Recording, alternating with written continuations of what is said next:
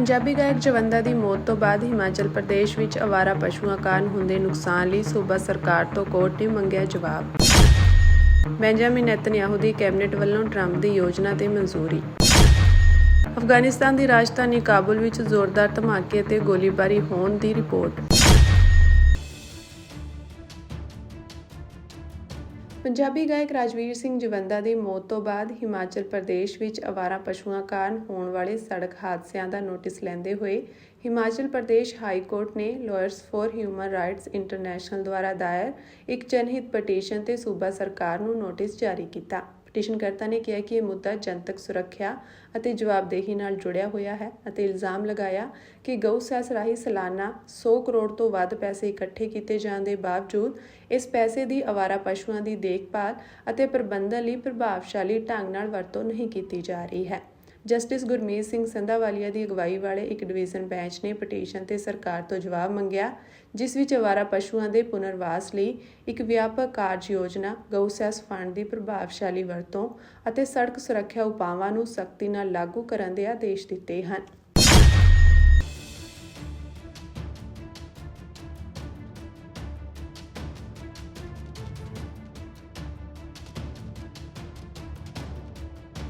ਪ੍ਰਧਾਨ ਮੰਤਰੀ Benjamin Netanyahu ਦੀ ਅਗਵਾਈ ਵਾਲੇ ਇਜ਼ਰਾਈਲੀ ਕੈਬਨਿਟ ਨੇ ਅੱਜ ਤੜਕੇ ਰਾਸ਼ਟਰਪਤੀ ਡੋਨਾਲਡ ਟਰੰਪ ਦੇ ਗਾਜ਼ਾ ਪੱਟੀ ਵਿੱਚ ਜੰਗਬੰਦੀ ਤੇ ਹਮਾਸ ਵੱਲੋਂ ਬੰਦਕ ਬਣਾਏ ਗਏ ਸਾਰੇ ਬਾਕੀ ਬੰਦਕਾਂ ਨੂੰ ਰਿਹਾ ਕਰਨ ਦੀ ਯੋਜਨਾ ਨੂੰ ਮਨਜ਼ੂਰੀ ਦੇ ਦਿੱਤੀ। ਇਹ ਮੱਧ ਪੂਰਬ ਨੂੰ ਅਸਥਿਰ ਕਰਨ ਵਾਲੇ ਪਿਛਲੇ 2 ਸਾਲਾਂ ਤੋਂ ਜਾਰੀ ਵਿਨਾਸ਼ਕਾਰੀ ਜੰਗ ਦੇ ਖਾਤਮੇ ਦੀ ਦਿਸ਼ਾ ਵਿੱਚ ਅਹਿਮ ਪੇਸ਼ਕਦਮੀ ਹੈ। ਪ੍ਰਧਾਨ ਮੰਤਰੀ ਨੇਤਨਯਾਹੂ ਦੇ ਦਫ਼ਤਰ ਵੱਲੋਂ ਜਾਰੀ ਸੰਖੇਪ ਬਿਆਨ ਵਿੱਚ ਕਿਹਾ ਗਿਆ ਹੈ ਕਿ ਕੈਬਨਿਟ ਨੇ ਬੰਦਕਾਂ ਦੀ ਰਿਹਾਈ ਲਈ ਇੱਕ ਸਮਝੌਤੇ ਦੇ ਖਰੜੇ ਨੂੰ ਮਨਜ਼ੂਰੀ ਦਿੱਤੀ ਹੈ। ਹਾਲਾਂਕਿ ਇਸ ਯੋਜਨਾ ਦੇ ਹੋਰਨਾਂ ਵਿਵਾਦਿਤ ਪਹਿਲੂਆਂ ਦਾ ਜ਼ਿਕਰ ਨਹੀਂ ਕੀਤਾ ਗਿਆ ਹੈ। ਵਿਆਪਕ ਜੰਗਬੰਦੀ ਯੋਜਨਾ ਵਿੱਚ ਅਜਿਹੇ ਕਈ ਸਵਾਲ ਹਨ ਜਿਨ੍ਹਾਂ ਦੇ ਅਜੇ ਤੱਕ ਜਵਾਬ ਨਹੀਂ ਮਿਲੇ, ਜਿਵੇਂ ਕਿ ਹਮਾਸ ਨਿਸ਼ਸਤਰੀਕਰਨ ਕਰੇਗਾ ਜਾਂ ਨਹੀਂ, ਗਾਜ਼ਾ ਉੱਤੇ ਸ਼ਾਸਨ ਕੌਣ ਕਰੇਗਾ। ਹਾਲਾਂਕਿ ਦੋਵੇਂ ਧਿਰਾਂ ਜੰਗਬੰਦੀ ਨੂੰ ਲੈ ਕੇ ਸੰਜੀਦਾ ਨਜ਼ਰ ਆਈਆਂ। ਪਿਛਲੇ 2 ਸਾਲਾਂ ਤੋਂ ਜਾਰੀ ਜੰਗ ਨੇ ਹਜ਼ਾਰਾਂ ਫਲਸਤੀਨੀਆਂ ਦੀ ਜਾਨ ਲੈ ਲਈ ਹੈ। ਗਜ਼ਾ ਦੇ ਬਹੁਤ ਸਾਰੇ ਹਿੱਸਿਆਂ ਨੂੰ ਮਲਬੇ ਵਿੱਚ ਬਦਲ ਦਿੱਤਾ ਹੈ। ਖੇਤਰ ਦੇ ਕੁਝ ਹਿੱਸਿਆਂ ਵਿੱਚ ਅਕਾਲ ਵਰਗੇ ਹਾਲਾਤ ਹਨ ਤੇ ਦਰਜਨਾਂ ਜਿਉਂਦੇ ਤੇ ਮ੍ਰਿਤ ਬੰਦਕਾਂ ਨੂੰ ਗਾਜ਼ਾ ਵਿੱਚ ਛੱਡ ਦਿੱਤਾ ਹੈ। ਹਮਾਸ ਵੱਲੋਂ 7 ਅਕਤੂਬਰ 2023 ਨੂੰ ਇਜ਼ਰਾਈਲ ਦੇ ਕੀਤੇ ਘਾਤਕ ਹਮਲੇ ਨਾਲ ਇਸ ਜੰਗ ਦੀ ਸ਼ੁਰੂਆਤ ਹੋਈ ਸੀ। ਇਸ ਜੰਗ ਨਾਲ ਖੇਤਰ ਵਿੱਚ ਹੋਰ ਟਕਰਾਅ ਵੀ ਪੈਦਾ ਹੋਏ। ਹਮਾਸ ਦੀ ਅਗਵਾਈ ਵਾਲੇ ਹਮਲੇ ਵਿੱਚ ਕਰੀਬ 1200 ਲੋਕ ਮਾਰੇ ਗਏ ਤੇ 251 ਲੋਕਾਂ ਨੂੰ ਬੰਦਕ ਬਣਾ ਲਿਆ ਗਿਆ। ਗਜ਼ਾ ਦੇ ਸਿਹਤ ਮੰਤਰਾਲੇ ਮੁਤਾਬਕ ਇਜ਼ਰਾਈਲੀ ਹਮਲੇ ਵਿੱਚ ਗਾਜ਼ਾ ਵਿੱਚ 67,000 ਤੋਂ ਵੱਧ ਫਲਸਤੀਨੀ ਮਾਰੇ ਗਏ ਤੇ ਕਰੀਬ 1,70,000 ਜ਼ਖਮੀ ਹੋ ਗਏ। ਉਂਝ ਇਜ਼ਰਾਈਲੀ ਕੈਬਨਿਟ ਦੀ ਵੋਟਿੰਗ ਤੋਂ ਕੁਝ ਘੰਟੇ ਪਹਿਲਾਂ ਇਜ਼ਰਾਈਲੀ ਹਮਲੇ ਜਾਰੀ ਰਹੇ। ਫਲਸਤੀਨੀ ਨਾਗਰਿਕ ਸੁਰੱਖਿਆ ਮੁਤਾਬਕ ਵੀਰਵਾਰ ਨੂੰ ਉੱਤਰੀ ਗਾਜ਼ਾ ਵਿੱਚ ਧਮਾਕੇ ਹੋਏ ਤੇ ਗਾਜ਼ਾ ਸ਼ਹਿਰ ਵਿੱਚ ਇੱਕ ਇਮਾਰਤ ਤੇ ਹੋਏ ਹਮਲੇ ਵਿੱਚ ਘੱਟੋ-ਘੱਟ 2 ਵਿਅਕਤੀਆਂ ਦੀ ਮੌਤ ਹੋ ਗਈ ਤੇ 40 ਤੋਂ ਵੱਧ ਲੋਕ ਮਲਬੇ ਹੇਠ ਦੱਬੇ ਗਏ। ਗਾਜ਼ਾ ਦੇ ਸਿਹਤ ਮੰਤਰਾਲੇ ਮੁਤਾਬਕ ਪਿਛਲੇ 24 ਘੰਟਿਆਂ ਵਿੱਚ ਘੱਟੋ-ਘੱਟ 11 ਮ੍ਰਿਤਕ ਫਲਸਤੀਨੀ ਤੇ 49 ਜ਼ਖਮੀਆਂ ਨੂੰ ਹਸਪਤਾਲ ਲਿਆਂਦਾ ਗਿਆ ਹੈ।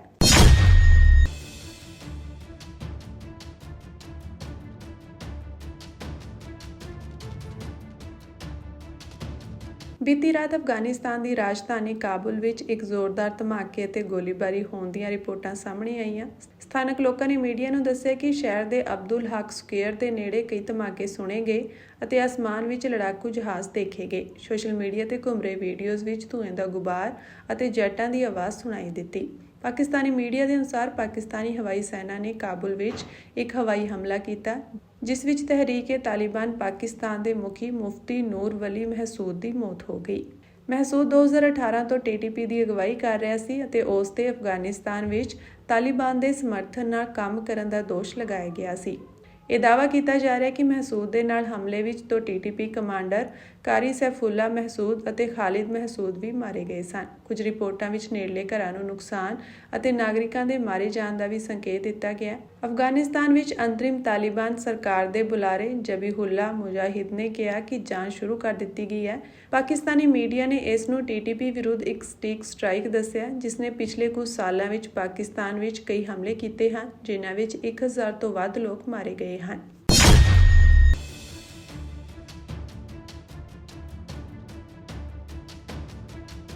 ਅਮਰੀਕਾ ਗਾਜ਼ਾ ਵਿੱਚ ਜੰਗਬੰਦੀ ਸਮਝੌਤੇ ਦੀ ਹਿਮਾਇਤ ਤੇ ਨਿਗਰਾਨੀ ਲਈ ਇਜ਼ਰਾਈਲ ਵਿੱਚ ਕਰੀਬ 200 ਫੌਜੀ ਭੇਜੇਗਾ। ਅਮਰੀਕੀ ਅਧਿਕਾਰੀਆਂ ਨੇ ਬੀਤੇ ਕੱਲ੍ਹ ਕਿਹਾ ਕਿ ਇਸ ਦਲ ਵਿੱਚ ਭਾਈਵਾਲ ਮੁਲਕ ਗੈਰ ਸਰਕਾਰੀ ਸੰਗਠਨ ਤੇ ਨਿੱਜੀ ਖੇਤਰ ਦੇ ਭਾਈਵਾਲ ਸ਼ਾਮਿਲ ਹੋਣਗੇ। ਅਧਿਕਾਰੀਆਂ ਨੇ ਨਾਮ ਨਸ਼ਰ ਨਾ ਕੀਤੇ ਜਾਣ ਦੀ ਸ਼ਰਤ ਤੇ ਕਿਹਾ ਕਿ ਅਮਰੀਕੀ ਕੇਂਦਰੀ ਕਮਾਂਡ ਇਜ਼ਰਾਈਲ ਵਿੱਚ ਇੱਕ ਗੈਰ ਫੌਜੀ ਤਾਲਮੇਲ ਸੈਂਟਰ ਸਥਾਪਿਤ ਕਰਨ ਜਾ ਰਿਹਾ ਹੈ, ਜੋ 2 ਸਾਲ ਤੋਂ ਜੰਗ ਦੇ ਝੰਬੇ ਖੇਤਰ ਵਿੱਚ ਮਾਨਵੀ ਸਹਾਇਤਾ ਦੇ ਨਾਲ ਰਸਦ ਤੇ ਸੁਰੱਖਿਆ ਸਹਾਇਤਾ ਦੇ ਪ੍ਰਵਾਹ ਨੂੰ ਸੁਚਾਰੂ ਬਣਾਉਣ ਵਿੱਚ ਮਦਦ ਕਰੇਗਾ। ਇੱਕ ਅਧਿਕਾਰੀ ਨੇ ਦੱਸਿਆ ਕਿ ਨਵੀਂ ਟੀਮ ਜੰਗਬੰਦੀ ਸਮਝੌਤੇ ਨੂੰ ਅਮਲੀ ਰੂਪ ਦੇਣ ਤੇ ਗਾਜ਼ਾ ਵਿੱਚ ਗੈਰ ਫੌਜੀ ਸਰਕਾਰ ਦੇ ਗਠਨ ਦੀ ਨਿਗਰਾਨੀ ਵਿੱਚ ਮਦਦ ਕਰੇਗੀ। ਅਧਿਕਾਰੀ ਨੇ ਦੱਸਿਆ ਕਿ ਤਾਲਮੇਲ ਕੇਂਦਰ ਵਿੱਚ ਕਰੀਬ 200 ਅਮਰੀਕੀ ਫੌਜੀ ਤੈਨਾਤ ਰਹਿਣਗੇ, ਜਿਨ੍ਹਾਂ ਨੂੰ ਆਵਾਜਾਈ, ਯੋਜਨਾ, ਸੁਰੱਖਿਆ, ਰਸਦ ਤੇ ਇੰਜੀਨੀਅਰਿੰਗ ਵਿੱਚ ਮੁਹਾਰਤ ਹੈ।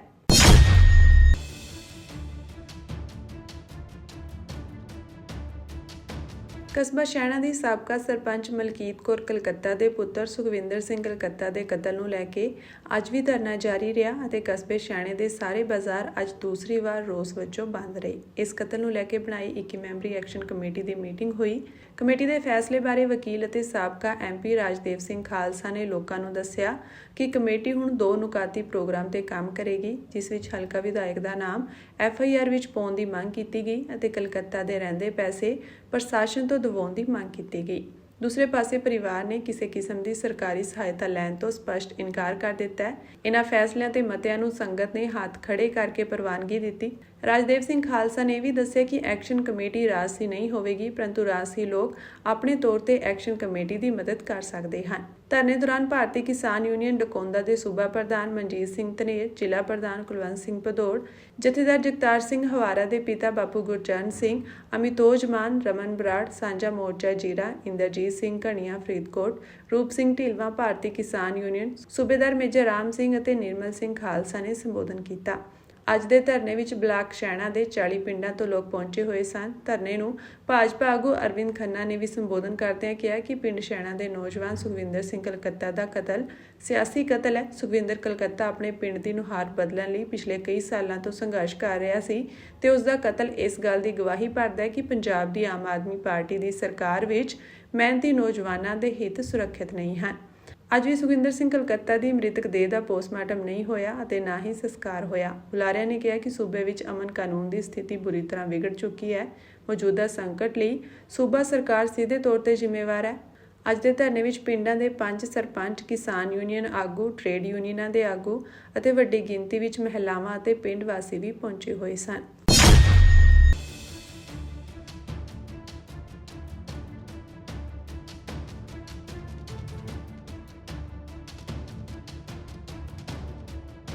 ਇਜ਼ਰਾਈਲ ਅਤੇ ਹਮਾਸ ਵਿਚਕਾਰ 2 ਸਾਲਾਂ ਦੀ ਜੰਗ ਅਤੇ ਗੰਭੀਰ ਭੋਜਨ ਦੀ ਘਾਟ ਕਾਰਨ ਗਾਜ਼ਾ ਵਿੱਚ 5 ਸਾਲ ਤੋਂ ਘੱਟ ਉਮਰ ਦੇ 54,600 ਤੋਂ ਵੱਧ ਬੱਚੇ ਕੁਪੋਸ਼ਣ ਦਾ ਸ਼ਿਕਾਰ ਹੋ ਗਏ ਹਨ, ਜਿਨ੍ਹਾਂ ਵਿੱਚੋਂ 12,800 ਤੋਂ ਵੱਧ ਗੰਭੀਰ ਰੂਪ ਵਿੱਚ ਪ੍ਰਭਾਵਿਤ ਹੋਏ ਹਨ। ਸੰਯੁਕਤ ਰਾਸ਼ਟਰ ਦੇ ਇੱਕ ਨਵੇਂ ਅਧਿਐਨ ਵਿੱਚ ਇਹ ਪ੍ਰਗਟਾਵਾ ਕੀਤਾ ਗਿਆ ਹੈ।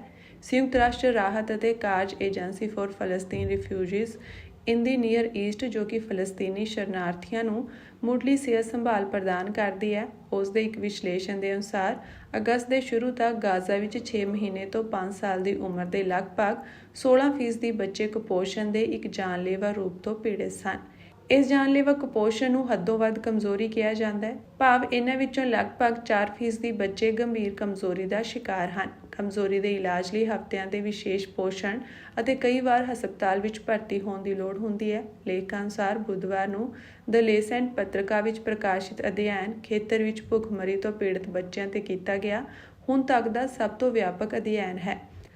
ਇਹ ਜਨਵਰੀ 2024 ਅਤੇ ਅਗਸਤ ਦੇ ਅੱਧ ਵਿਚਕਾਰ ਗਾਜ਼ਾ ਦੇ ਦਰਜਨਾਂ ਸਿਹਤ ਕੇਂਦਰਾਂ ਅਤੇ ਮੈਡੀਕਲ ਸਾਈਟਾਂ ਤੇ ਲਗਭਗ 2,20,000 ਬੱਚਿਆਂ ਦੀ ਜਾਂਚ ਤੇ ਆਧਾਰਿਤ ਸੀ। ਅਧਿਐਨ ਵਿੱਚ ਪਾਇਆ ਗਿਆ ਕਿ ਗਾਜ਼ਾ ਵਿੱਚ 5 ਸਾਲ ਤੋਂ ਘੱਟ ਉਮਰ ਦੇ 54,600 ਤੋਂ ਵੱਧ ਬੱਚੇ ਸੰਭਾਵਿਤ ਤੌਰ ਤੇ ਕੁਪੋਸ਼ਣ ਦਾ ਸ਼ਿਕਾਰ ਹਨ, ਜਿਨ੍ਹਾਂ ਵਿੱਚੋਂ 12,800 ਤੋਂ ਵੱਧ ਗੰਭੀਰ ਰੂਪ ਵਿੱਚ ਪ੍ਰਭਾਵਿਤ ਹਨ।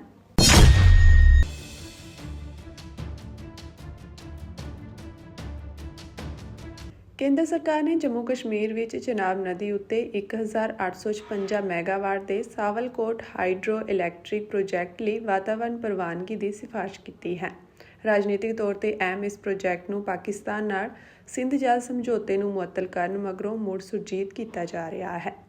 ਲਗਭਗ 4 ਦਹਾਕਿਆਂ ਤੋਂ ਰੁਕਿਆ ਸਾਵਲਕੋਟ ਪ੍ਰੋਜੈਕਟ ਚਨਾਬ ਬੇਸਿਨ ਵਿੱਚ ਭਾਰਤ ਦੀਆਂ ਸਭ ਤੋਂ ਵੱਡੀਆਂ ਜਲ ਬਿਜਲੀ ਯੋਜਨਾਵਾਂ ਵਿੱਚੋਂ ਇੱਕ ਹੈ। 1960 ਦੀ ਸੰਧੀ ਦੇ ਤਹਿਤ ਪੱਛਮੀ ਨਦੀਆਂ ਦੇ ਪਾਣੀ ਦੇ ਆਪਣੇ ਹਿੱਸੇ ਦੀ ਪੂਰੀ ਵਰਤੋਂ ਕਰਨ ਲਈ ਸਰਕਾਰ ਦੇ ਯਤਨਾਂ ਦਾ ਇੱਕ ਮਹੱਤਵਪੂਰਨ ਹਿੱਸਾ ਹੈ।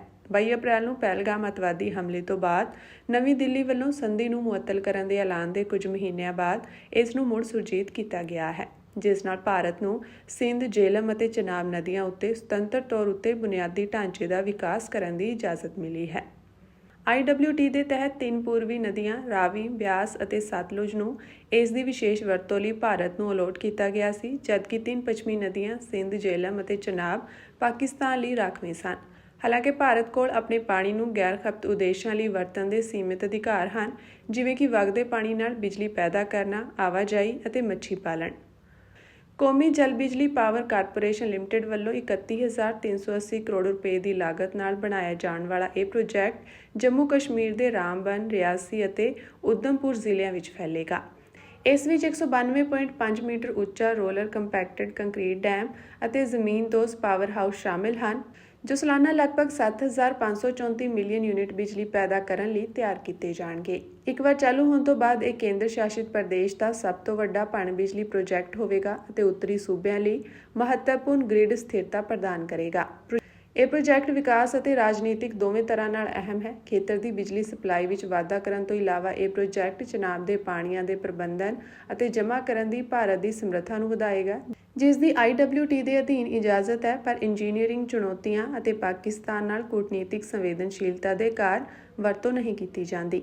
ਕੇਂਦਰੀ ਵਾਤਾਵਰਣ ਮੰਤਰਾਲੇ ਦੀ ਨਦੀ ਘਾਟੀ ਅਤੇ ਪਣ ਬਿਜਲੀ ਪ੍ਰੋਜੈਕਟਾਂ ਲਈ ਮਾਹਰ ਮੁਲਾਂਕਣ ਕਮੇਟੀ ਨੇ 26 ਸਤੰਬਰ ਨੂੰ ਆਪਣੀ ਬੈਠਕ ਵਿੱਚ NHPC ਦੇ ਅਪਡੇਟ ਕੀਤੇ ਪ੍ਰਸਤਾਵ ਦੀ ਜਾਂਚ ਕੀਤੀ, ਜਿਸ ਵਿੱਚ ਕੁੱਲ 1,401.35 ਹੈਕਟੇਅਰ ਖੇਤਰ ਸ਼ਾਮਿਲ ਹੈ, ਜਿਸ ਵਿੱਚ 847.17 ਹੈਕਟੇਅਰ ਜੰਗਲ ਦੀ ਜ਼ਮੀਨ ਸ਼ਾਮਿਲ ਹੈ।